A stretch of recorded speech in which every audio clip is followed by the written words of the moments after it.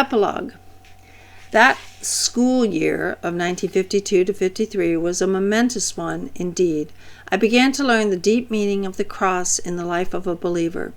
God was quietly and steadily teaching me what I know now, somewhat ruefully, and call the 4 kindergarten lessons: the deaths of Marusha and Macario, the loss of the year's language work, and the destruction of all Jim's buildings. They were to prepare me for yet more formidable courses. As we learn to know God, we learn that His ways are past finding out. We gaze into the abyss and cry, "Why?" Seldom does the Lord of the universe explain Himself in any terms other than those found in His holy word. The secret things belong to the Lord our God, but the things revealed belong to us and to our children forever, that we may follow all the words of this law. A hymn that we had sung in our family prayers at home held me steadily through many a dark time to come. If thou but suffer God to guide thee, and hope in Him through all thy ways, He'll give thee strength whate'er betide thee, and bear thee through the evil days. Who trust in God's unchanging love builds on a rock that naught can move. Obey, thou restless heart, be still, and wait in cheerful hope, content to take whate'er His gracious will, His all-discerning love hath sent. Nor doubt our inmost wants are known to Him who chose us for His own.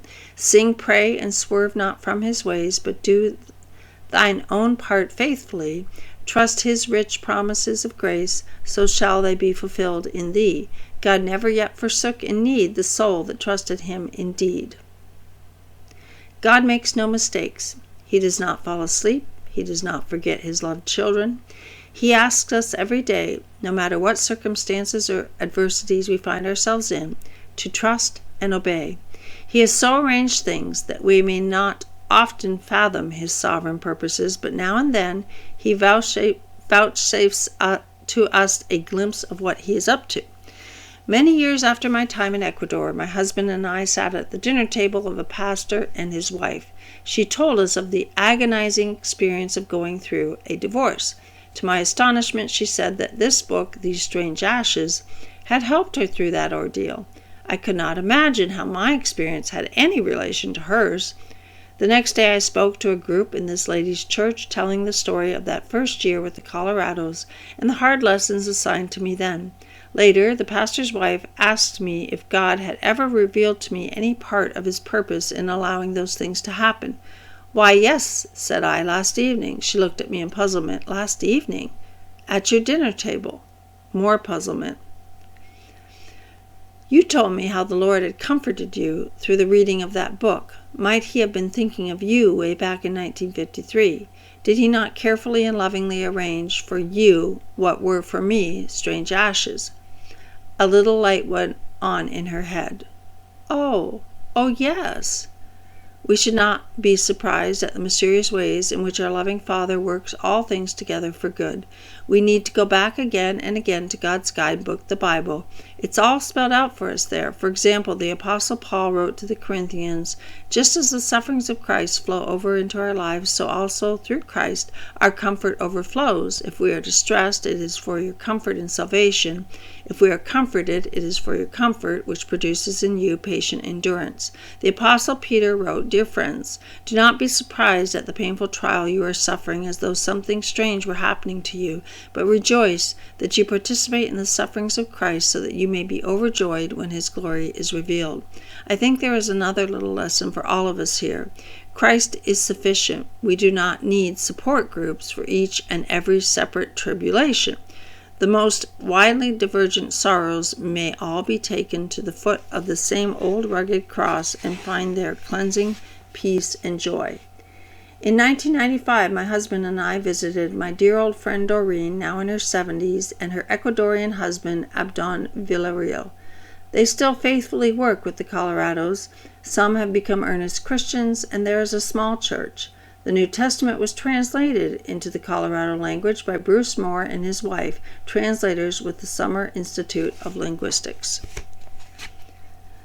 So, I love the whole thing and so many things she says here, but then at the end when she's connecting this with the woman saying, "All my burdens were so that you might be..."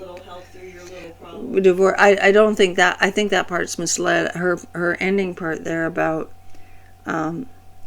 another little lesson. I think it's the most lesson. We don't need support groups for each and every separate tribulation. The most widely divergent sorrows may all be taken to the foot of the same old rugged cross. So yeah, I'm not. I think a lot of what she says is earlier on. Just I think her learning the lesson was learning the lessons that what she went in there with her expectations of, well, this couldn't happen to me because I'm doing God's work and that sort of thing.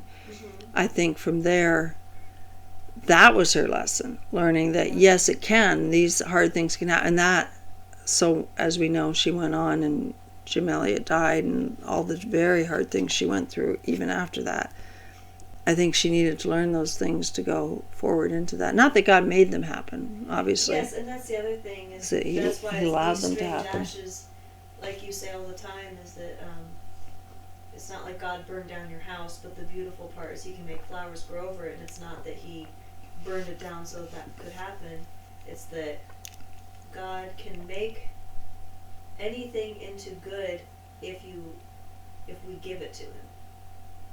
Yeah, he can make good after it. And it's hard for us to know why, or I mean how, because that's beyond our comprehending. We're talking about how God doesn't make people do things, and that if he needs somebody to do something, he can make it happen, but he doesn't make people obey him. No. And he makes the ocean and animals and everything else, even he can make the sun stand still if he wants to, but he doesn't make people follow his commandments. He'll punish them if they don't. They'll have consequences, but he doesn't. Yeah, and a lot of this, for her to get the type of protection that she was hoping for, would require him overriding the free will of a lot of people.